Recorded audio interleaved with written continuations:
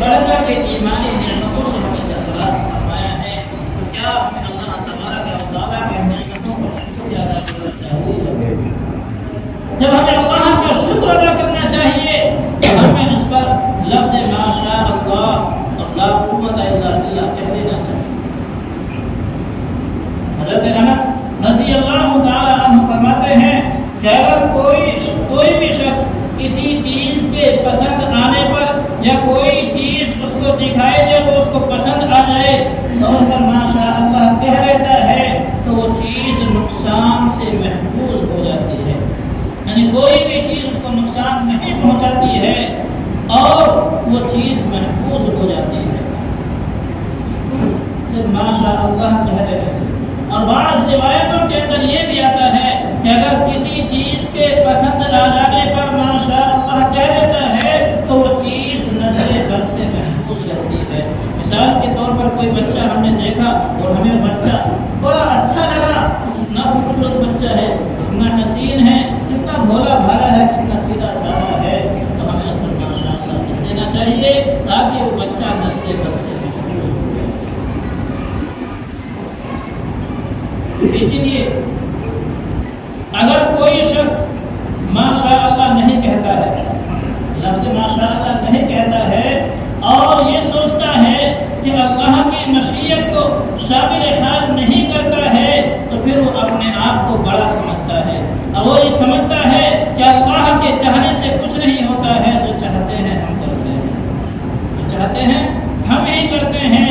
اور اسی طرح سے قرآن کریم کے اندر تو بھائیوں کا ذکر کیا گیا ہے، وَاضْرِبْ لَهُم مَثَلَ الرَّجُلَيْنِ، اس واقعے کے اندر بہت لمبا واقعہ ہے، دو بھائیوں کا ذکر کیا گیا کہ ایک کافر تھا، مالدار تھا، دوسرا مومن تھا، ایمان والا تھا لیکن غریب تھا۔ اب وہ ایمان سے غیر مسلم یعنی بغیر ایمان والا جو کافر تھا وہ مالدار تھا، اسے اپنی مال و دولت پر بڑا فخر تھا۔ اللہ تبارک و تعالیٰ نے انگور کے 2 باغ عطا فرمائے تھے، باغ بھی نہایت خوبصورت تھے، ان باغوں کے چاروں طرف خوبصورتی کے لیے کھجور کے درخت، کھجور کے پیڑ لگے ہوئے تھے، ان دونوں باغوں کے بیچ میں کھیتیاں ہوتی تھی اور نہر جاری تھی۔ ہر باغ بہت ہی خوبصورت تھا، بڑا پھل دینے والا تھا اور ایسا بھی نہیں تھا کہ ایک سال کا اور ایک سال زیادہ پھل دیتا تھا، بلکہ ہر سال خوب پھل دیا کرتا تھا۔ تو شخص کو اپنے باغوں پر بڑا اور یہ کہتا تھا اپنے مسلمان غریب بھائی سے کہ یہ میرے باغات ہیں، یہ اللہ تبارک و تعالیٰ نے مجھے عطا کیے ہیں اور یہ صرف اور صرف میری وجہ سے ہیں، اور دنیا کے اندر یہ مجھے ملے ہیں، آخرت کے اندر بھی مجھے ایسے ہی ملیں گے کیونکہ اللہ تبارک و تعالیٰ نے دنیا میں دیے ہیں، اللہ مجھ سے یہاں بھی خوش ہے۔ اور جب آخرت کے اندر میں جب اول تو آخرت کا انکار کرتا تھا، لیکن اگر قیامت آ بھی گئی، قیامت کا انکار کرنے کے باوجود کہتا ہے کہ اگر قیامت آ بھی جاتی ہے تو مجھے وہاں بھی ایسے ہی فراوانی، ایسے ہی ہر چیز ملے گی، کیونکہ میری شان یہی ہے جیسے میں دنیا کے اندر خوشحال ہوں، باغات ہیں، آخرت کے اندر بھی مجھے میں خوشحال رہوں گا، باغات کے اندر ملیں گے اور میں اپنی شان کے مطابق وہاں بھی ایسے ہی حالات میں رہوں گا، ایسے ہی عیش و آرام میں رہوں گا۔ لیکن ایمان والا بھائی مجھے سمجھاتا تھا کہ بھائی تکبر نہیں کرنا چاہیے، تکبر نہیں کرنا چاہیے۔ اللہ تبارک و تعالیٰ نہ جانے کب کس کو مالدار بنا دے، نہ جانے کب کس کو غریب کر دے، کیونکہ مال کا زیادہ ہونا اور مال کی فراوانی کا ہونا یہ اللہ کے یہاں مقبول ہونے کی دلیل نہیں ہے، مقبول ہونے کی دلیل نہیں ہے۔ یعنی اللہ کے یہاں کون بندہ مقبول ہو جائے، وہاں نہ مالداری دیکھی جاتی ہے، نہ غریبی دیکھی جاتی ہے، بلکہ اللہ کے یہاں تو عمل دیکھا جاتا ہے، اخلاص دیکھا جاتا ہے کہ کون کس بنیاد پر اور کیسا عمل کر رہا ہے، اس عمل کے اندر اخلاص ہے تو اللہ کے یہاں تو عمل کو دیکھا جاتا ہے۔ تو بہرحال ایک وقت ایسا ہی آیا کہ جب وہ اپنے تکبر میں اور گھمنڈ میں چور تھا تو اس ایمان والے بھائی نے سمجھایا تھا لیکن سمجھ میں نہیں آیا تھا۔ اللہ تبارک و تعالیٰ نے اس کے کافر مالدار کے باغات کو، مال و دولت کو تباہ و برباد کر دیا، ہلاک کر دیا، اور اللہ تبارک و تعالیٰ نے تو بہرحال ہمیں یہ 2 لفظ ہیں انشاءاللہ اور ماشاءاللہ، ہمیں ان کے موقعوں کو بھی چاہیے کہ کب کہنا چاہیے اور کب نہیں کہنا چاہیے، ورنہ تو کیا ہوتا ہے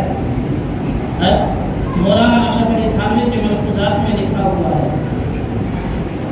کہ انسان کو توبہ استغفار الحاح و زاری اس وقت میں یاد آتی ہے جب کوئی مصیبت آ پڑتی ہے، ورنہ تو روح اپن سے محسوس ہوتا ہے اگر فراوانی ہو، صحت و تندرستی ہو، نہ اسے توبہ کی ضرورت، نہ اسے استغفار کی ضرورت، نہ اللہ کے سامنے رونے گڑگڑانے کی ضرورت ہے، بلکہ روح اپن سے محسوس ہوتا ہے۔ پھر یہی ہوتا ہے جیسا کہ ایک شخص بازار کے لیے جا رہا تھا اور گھوڑا خریدنا تھا، راستے میں چلتے ہوئے ایک ملنے والے سے، جاننے والے سے ملاقات ہوتی ہے، وہ جاننے والا کہتا ہے کہ بھائی کہاں جا رہے ہو؟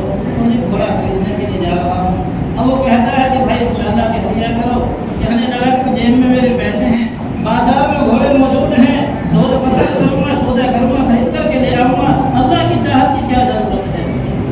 اب وہ بازار میں پہنچا، گھوڑا پسند کیا،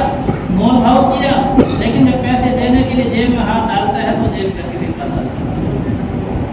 اب وہ لٹکائے ہوئے واپس بازار سے آتا ہے، راستے میں پھر اسی شخص سے ملاقات ہوتی ہے، وہ کہتا ہے کہ بھائی کیا ہوا، گھوڑا لے کر نہیں آئے؟ تو کہتا ہے کہ انشاءاللہ میں بازار گیا، انشاءاللہ میں نے گھوڑا پسند کیا، انشاءاللہ میں نے مول بھاؤ کیا، انشاءاللہ میں نے جب سودا طے کر لیا، انشاءاللہ میں نے پیسے دینے کے لیے جیب میں ہاتھ ڈالا، انشاءاللہ جیب کترے نے جیب کتر ڈالی۔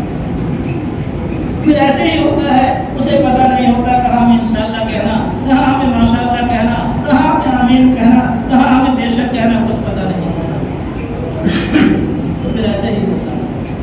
تو اس لیے جب ہمیں کسی کام کے کرنے کا ارادہ کرنا ہو یا وعدہ کرنا ہو تو اس چیز پر ہمیں انشاءاللہ کہنا چاہیے، کیونکہ انشاءاللہ کہتے ہیں آئندہ کام کرنے کے استقبال کے لیے، یعنی کسی کام کو بعد میں کرنے کا وعدہ کیا یا ارادہ کیا تو کیا کہیں گے؟ انشاءاللہ۔ یا ہم نے کوئی چیز دیکھی، ہمیں پسند